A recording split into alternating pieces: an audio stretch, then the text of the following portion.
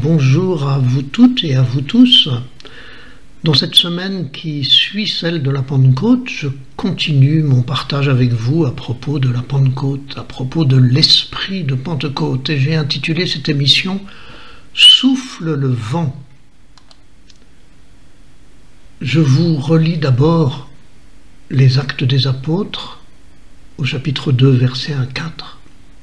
Quand arriva la Pentecôte, ils se trouvaient réunis tous ensemble, les apôtres et les disciples. Soudain, il vint du ciel un bruit pareil à celui d'un violent coup de vent. Toute la maison où ils se tenaient en fut remplie. Ils virent apparaître comme une sorte de feu qui se partageait en langues et qui se posa sur chacun d'eux. Alors ils furent tous remplis de l'Esprit Saint. Ils se mirent à parler en d'autres langues, et chacun s'exprimait selon le don de l'Esprit. Voyez, chers amis, l'Esprit Saint, c'est pas une espèce de colombe qui vole au-dessus des nuages. C'est un violent coup de vent, et c'est du feu qui se partage sur tout le monde. La semaine dernière, à partir du feu et du parler en langue, du fait que chacun entendait les merveilles de Dieu dans son dialecte et dans sa langue maternelle, nous avons essayé de découvrir comment l'Esprit pouvait aujourd'hui nous conduire aussi à entendre dans nos vies, dans nos langues, dans ce qui nous fait vivre au quotidien, dans ce qui nous fait souffrir ou espérer au quotidien, comment chacun de nous peut entendre les merveilles de Dieu.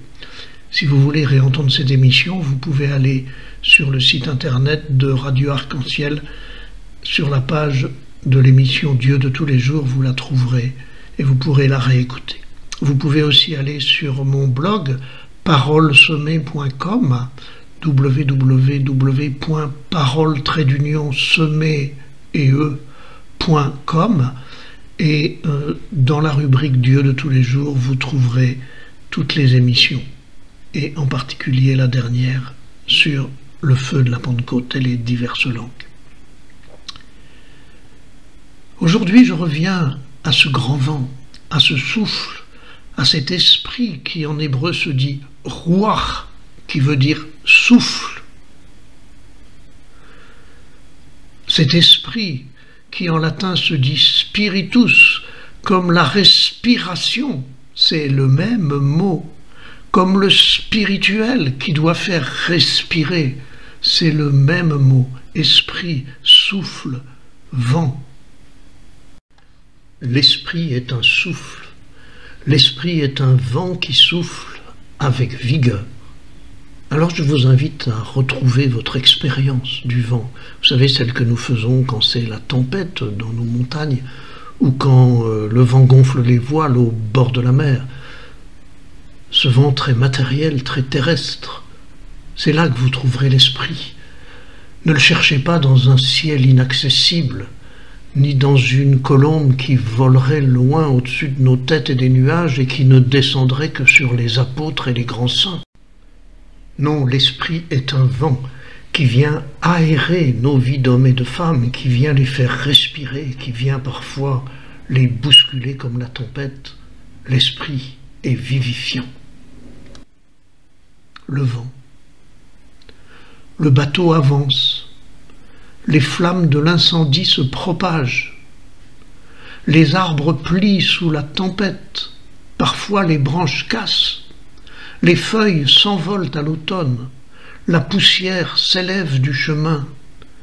L'éolienne tourne et produit de l'électricité. Quelle force le vent! Mais qui l'a déjà vu?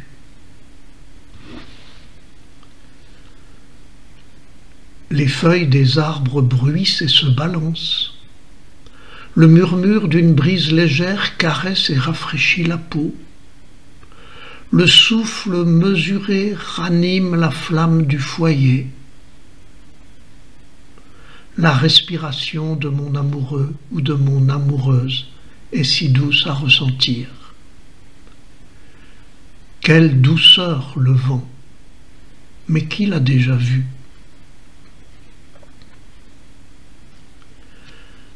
la flûte chante, la trompette sonne, les cordes vocales vibrent à toutes les notes.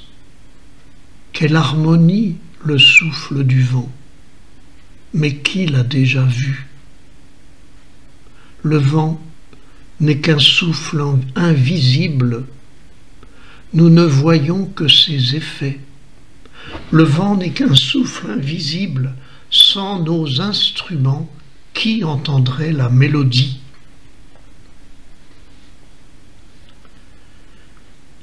Dans la Bible, au livre du prophète Ézéchiel, au chapitre 37, le Seigneur me dit alors: « Adresse un oracle à l'esprit, prophétise, fils d'homme.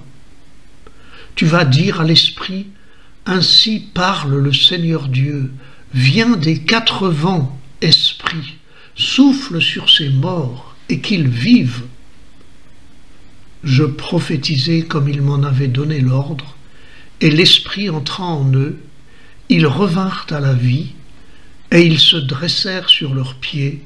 C'était une armée immense. L'esprit, le souffle, c'est ce qui donne la vie, c'est ce qui fait revivre. Demandez-vous dans vos expériences, dans vos vies, dans vos douleurs, dans vos blessures, qu'est-ce qui vous a fait revivre? Quel regard, quelle parole, quelle rencontre, quelle intuition vous a fait revivre? Et vous saurez qui est l'esprit. Entre le ciel et la terre, voici l'air, seul lieu de la vie. L'homme ne vit pas au-delà de l'atmosphère. Lorsque l'astronaute sort de sa capsule, il est dans une combinaison étanche, reliée à une poche qui lui donne l'air nécessaire à sa respiration. Hors de l'atmosphère terrestre, l'homme ne vit pas. L'homme vit là où souffle le vent. Nous disons parfois de telle ou telle personne: il a du souffle, il est gonflé, il ne manque pas d'air. Quand le souffle devient parole créatrice ou geste créateur ou intuition vivifiante, on dit d'un auteur ou d'un livre qu'il est inspiré. Dans les lieux où nous vivons, l'ambiance est-elle irrespirable? C'est parfois le cas. Ou s'agit-il d'un lieu où souffle l'esprit? Voulant faire comprendre ce que devait être le Concile Vatican II, le pape Jean XXIII alla vers une fenêtre, l'ouvrit et provoqua un courant d'air. Grand coup d'oxygène, de souffle, d'esprit dans l'Église, pour le monde. Pour être fidèle au Concile et pour être l'Église de Pentecôte, il est nécessaire de s'habituer au courant d'air, de vivre sa foi dans les carrefours du monde. Quel dommage quand les chrétiens cherchent à se calfeutrer ou à se recroqueviller entre eux. Ils risquent bien de ne plus avoir grand-chose à voir avec l'esprit et donc plus grand-chose à voir avec le christianisme. Dans la Bible, au livre de la Genèse, le Seigneur modela l'homme avec la poussière du ciel. Il insuffla dans ses narines le souffle de vie, et l'homme devint un être vivant. Genèse chapitre 2, verset 7. La respiration est un souffle fragile et vacillant, tellement automatique que nous l'oublions. Et pourtant, ce souffle si fragile soulève la masse de notre chair et la fait vivre. Privée de souffle, la chair se détruit. Inspirez, expirez. Entre le cri de la naissance, premier inspire, et le dernier souffle de la mort, dernier expire, entre les deux, voici le temps de la vie, le temps de la créativité, le temps de l'homme. Nous mourrons à chaque expiration nous ressuscitons à chaque inspiration. Rendre son dernier souffle, c'est aussi pour les chrétiens entrer dans la vie. Dans l'évangile de Jean, Jésus est en croix et il dit « Tout est accompli ». Puis, inclinant la tête, il remit l'esprit. En remettant l'esprit, son dernier souffle, son souffle, en remettant ce souffle-là, Jésus répand ce souffle créateur sur tous les hommes, pour le monde. Comme il l'avait dit à Nicodème, et comme nous allons l'entendre dans le chant suivant, le vent souffle où il veut, tu entends sa voix, mais tu ne sais ni d'où il vient ni où il va. Il en est ainsi pour qui est né du souffle de l'Esprit. C'est dans l'évangile de Jean, chapitre 3, verset 8. Et bien que le vent souffle dans ta vie, tu ne sais d'où il vient ni où il va, mais c'est ainsi qu'il te donne la vie, qu'il te rend créateur dans l'Esprit.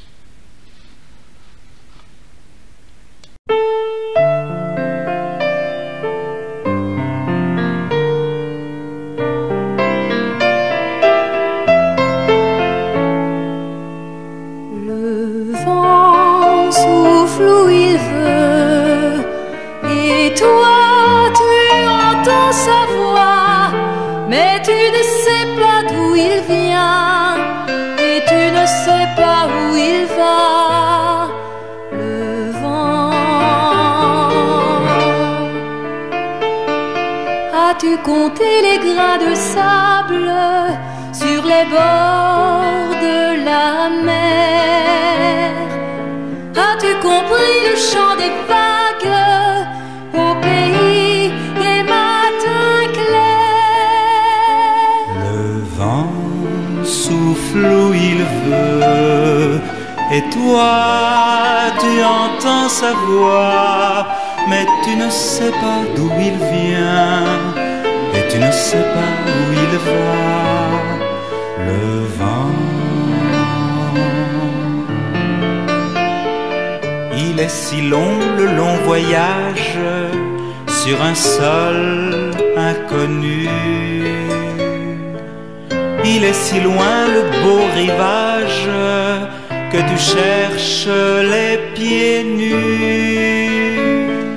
Le vent souffle où il veut, et toi tu entends sa voix, et tu ne sais pas d'où il vient, et tu ne sais pas où il va.